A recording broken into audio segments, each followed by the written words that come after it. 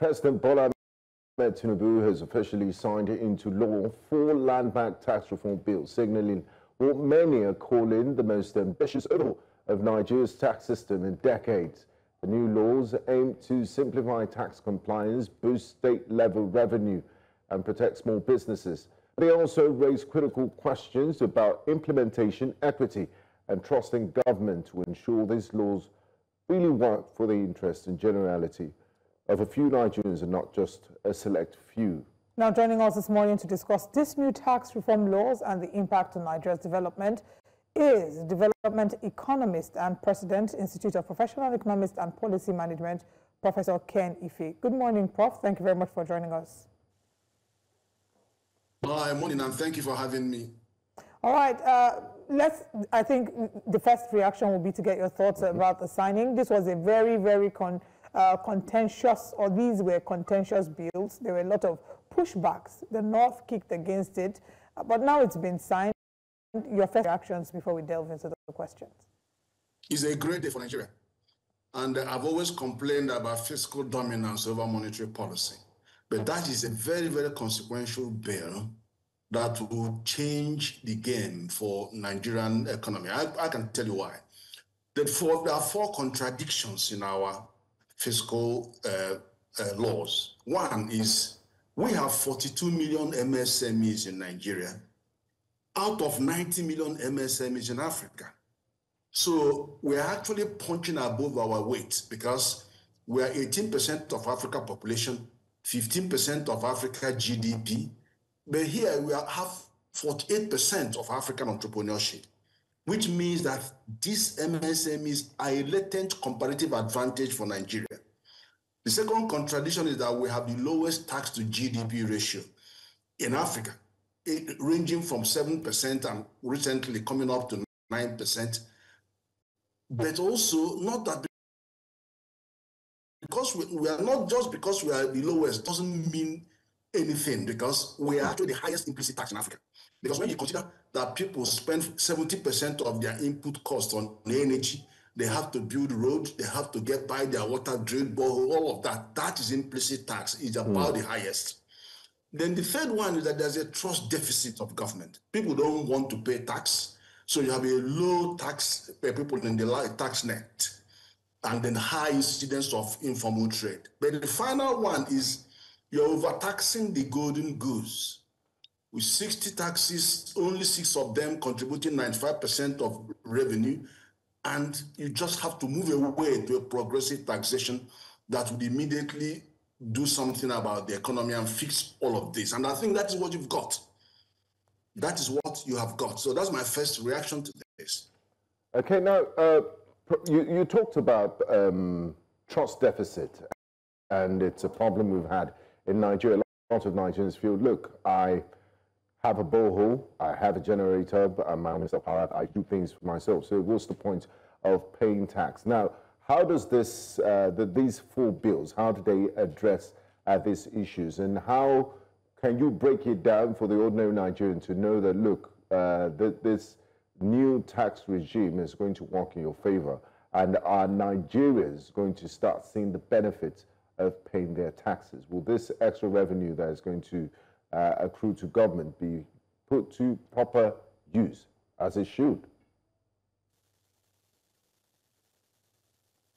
Right. The thing is this: this tax no longer bill will expand the tax net for a start in a very creative way, because it will lure you into the tax net by giving you incentives. For example, about incentive on rent, if it's about it, that also is a little incentive that lure you into the tax net. Then it will also raise more revenue for government in the medium to long term, a lot more revenue. It plugs a lot of holes in the tax administration that are already overburdening the population and then also increasing the cost of governance. Then it will improve tax collection efficiencies and protect small businesses. Now, it gives the consumers more disposable income. And this is the thing. Now, the consumers are going to pay less tax because It removed tax VATs on all these things like health, education, all these little things, so that they actually conserve more revenue. And then with that, they can purchase more. So what happens in effect is that the aggregate consumption is going to go up, GDP goes up. Four things that increase GDP growth rate. The second thing is that it goes to the MSMEs and the informal business. And I say, look, you don't want to worry about tax matters until your threshold go up from 25 million to 50 million. That means that these companies, that group of companies I have mentioned, 40 million of them, very heavy, will keep more of their money. They will stop redundancies. They will make more investment. They will increase output. When you increase output, GDP goes up. Then the third and fourth element of the GDP growth rate going up is what you are seeing on government consumption, which is ever going up anyway, because they are borrowing and, or whatnot. But also the movement, when subsidies was removed, then the negative balance of payment moved to positive. So we now have $6.8 billion positive balance of payment. All of these four items are all going up. So GDP growth rate will go up. Now that also means that the effect is going to be felt by many others in the system. But let me be much more specific. When you look at the things that are removed, they removed the inheritance tax. You can see how they reduce the corporation income tax. They reduced, even the apportioning of the committee was actually sympathetic in VAT terms to those countries, to those states that are actually the source of the derivation. So they initially started by apportioning 60%, but there was a pushback from unexpected quarters. They thought that Lagos was going to be pushing back, but it was from unexpected quarters.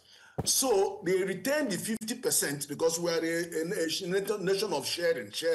They retained that 50% equality sharing, and then 50% population. The population dropped from 30 to 20%, and then the same consumption derivation thing was brought down to 30%. So that is how the distribution of the state was divided. But the main one, which is government, the balance between government, state, and the local government, witnessed goodwill. Federal government shifted from 15% down to 10%, just to reduce it, and then that was picked up by state government, which own contribution, which own share was from 50 to 55%. Local government stayed where they are.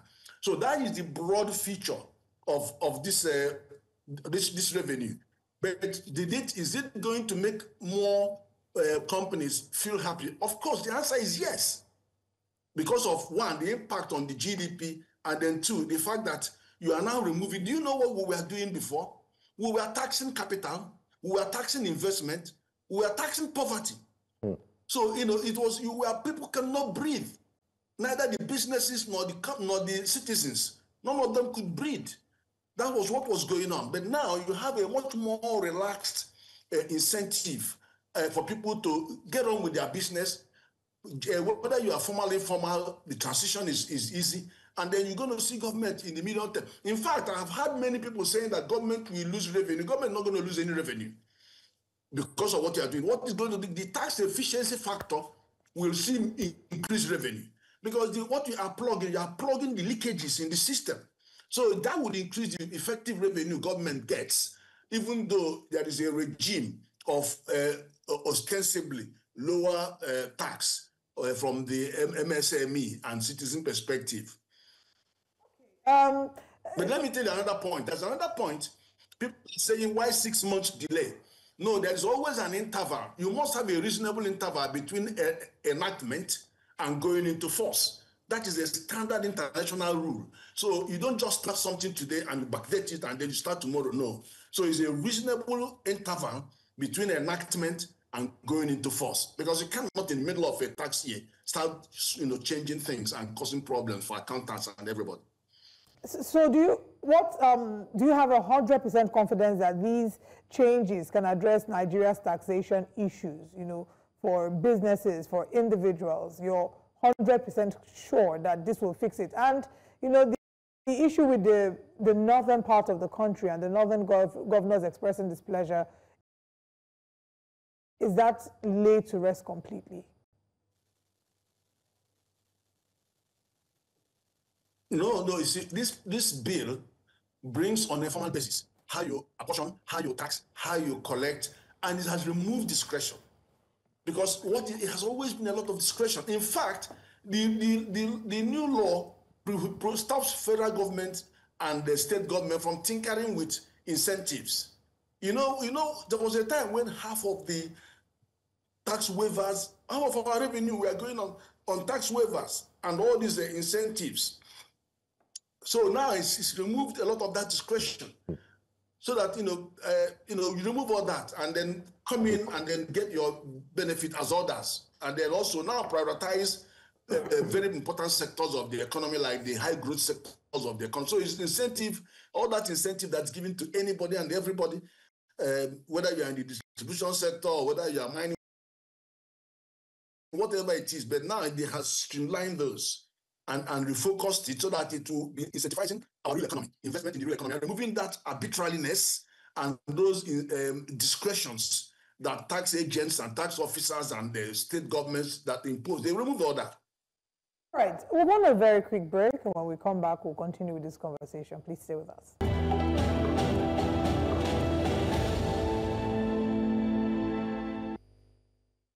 Welcome back to Breakfast Central, and right now we're still discussing the president signing into law 4 bills that will set to reform taxation in Nigeria. We have our guest with us, Professor Ken Ife.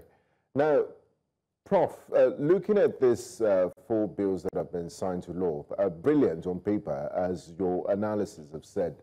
It's quite revolutionary from the discussions we've had this morning. But we oftentimes in Nigeria have this culture of things look brilliant on paper, but enforcement and implementation. Are you confident that the government would implement this to the letter? And what do you make of this when it comes to, are you hopeful that we would see implementation when it comes to these reforms? I think we could. And let me give you an example of what happened. When you have discretion, it is a loophole. When you have exemptions, that will be loophole. And then I want to give you an example. In Lagos became the first state that massively increased their revenue. And they did that by automation. But if you look at what the automation did, the automation removed discretion completely.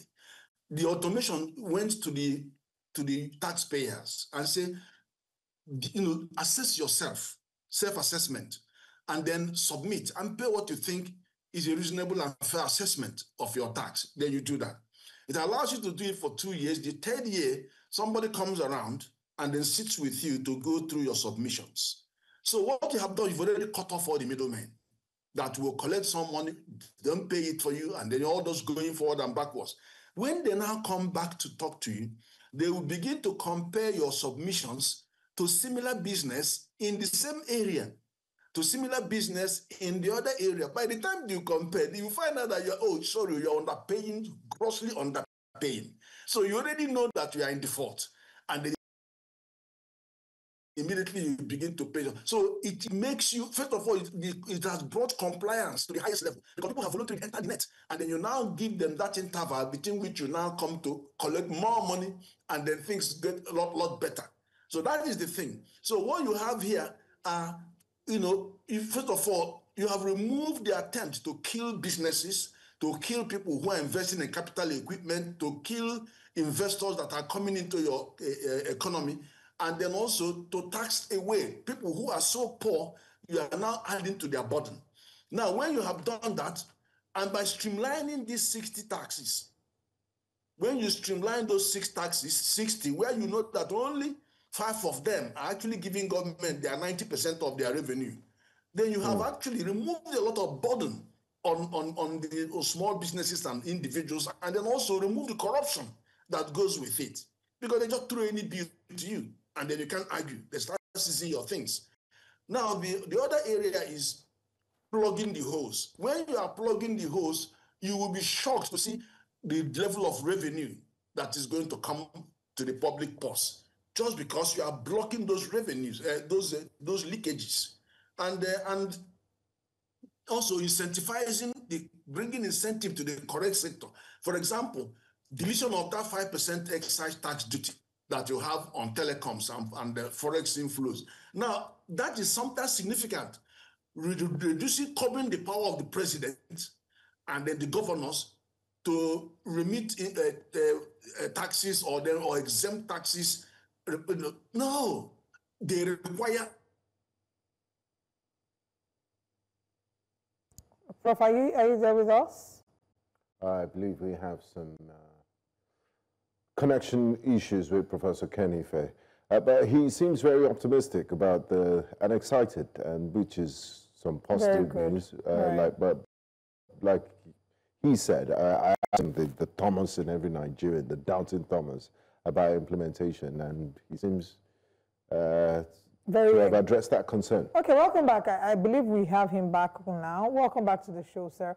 I think my next question would be to talk about the remitters, this tax remitters. Should there be, or is there a provision for them to be able to track how this tax is being utilized? Because that's another grave concern the Nigerians often raise. They talk about how they go to the West and other countries. And yes, whilst those might talk about having high taxation, but they're seeing the implementation of this tax and what it's being used for. So should or do tax remitters have an opportunity, a right, an ability to track how their tax is being implemented or being used? Yeah, what we are discussing now is in the domain of public finance. That is what you call public finance management. There's another law that deals with this. This is the Fiscal Responsibility Act, 2007. That is the act that talks about if you are going to do budget, how do you budget? How do you get the citizens involved with citizen inclusion and engagement in budgeting process? And then how you do fiscal strategy paper to warn us in advance on the fundamentals and parameters on which you want to construct your budget. And then how to resort to mid-term financial framework, that is what they call medium-term expenditure framework, MEMTEF, which means a rolling 3-year rolling plan. And then how you now begin to ensure that there's transparency, prudence, and accountability in the entire financial management system. And then where you are going to borrow money, because borrowing is one of the biggest challenges that we have. It is the one you borrow that you have to repay, and that's what strangulates revenue expenditure and capital expenditure. The law is so explicit on that. It says you can only borrow only if it's long-term, and long-term we know is 10 to 30 years. It has to be on concessionary rates, which we usually understand to be less than 3%. It has to be cost-benefit analysis, which shows the law wants you to have discussions on corridor, economic corridor, industrial corridor, commercial corridor, and residential corridor when you are building infrastructure, that the capacity to maintain that infrastructure is going to be there. The law also says money can only be borrowed for capital expenditure or human resource development. It says that. And then in the capital expenditure, we know that to be infrastructure or investment in productive capacity that is capable of repaying the money.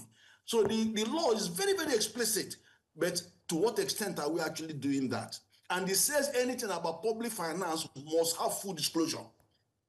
Are you having full disclosure on cost-benefit analysis? I haven't seen any. So, but that's a law. That's another kind of worms. So, but that is the law that deals with what we are asking. How do the benefit of this come down to the grassroots? Thank you. To the businesses that are actually using taxes. Thank you very much, Professor Ken Ife, for that explanation. And just as a follow-up to that question, okay, this bill has now been passed into law. And the president has been saying that, look, some of those reforms that his government is making, we have to go through hard times, and then we'll begin to see the benefits. Giving us a timeline, when would we begin to reap the benefits and see the positive sides of this new tax regime?